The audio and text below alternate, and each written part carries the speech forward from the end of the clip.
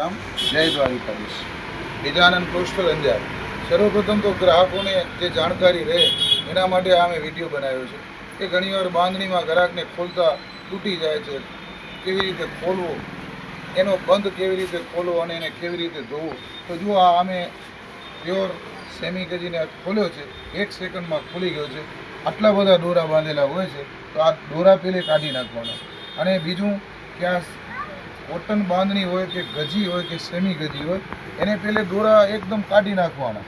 પછી હાથથી છે ને એને આવી રીતે એકદમ ફિનિશિંગ કરી નાખી.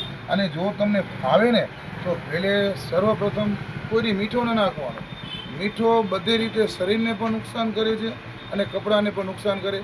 એના માટે કરીને સીંધો મીઠો આવે છે અથવા ફટકડી આવે. પણ જો સીંધો મીઠો નાખશો ને તો એનાથી એની આમાંથી જેના કેમિકલ હોય એ કેમિકલ આમાંથી નીકળી જાય અને શરીરને જે કેમિકલ હાનિકારક હોતા હોય છે એ કેમિકલ નુકસાન નહીં કરે અને કપડાની આયુષ્ય વધી હશે અને કપડો એકદમ ચમકદાર થશે.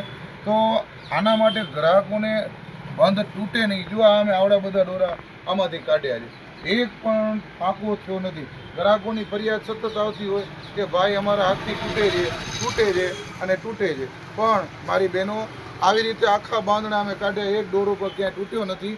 પણ આની ખોલવાની ટ્રીક થોડીક સમજી લ્યો. આને ધોવા માટે જરા સીધો મીઠો નાખજો એટલે આનો કલર પણ નહીં જાય અને એનો જે કેમિકલ રંગ કરવામાં વાપરેલો હોય એ કેમિકલનો ખારાશ નીકળી જાય અને શરીરને નુકસાન ન કરે.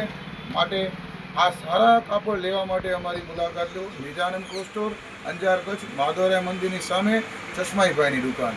જય શ્રી કૃષ્ણ, જય સિયા રામ.